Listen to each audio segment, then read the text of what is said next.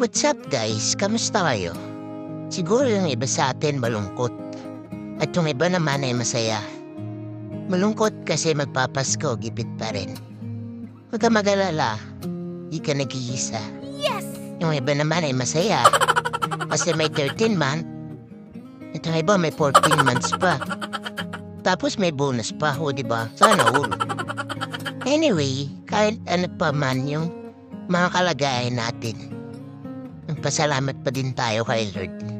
Kasi madami man tayong hiniling na di niya binigay, pero mas madami naman siyang binigay kahit di pa natin hinihiling. Kaya be grateful every day.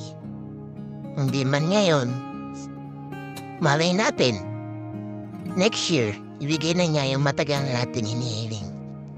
Yun lang guys, ingat palagi. Bye-bye!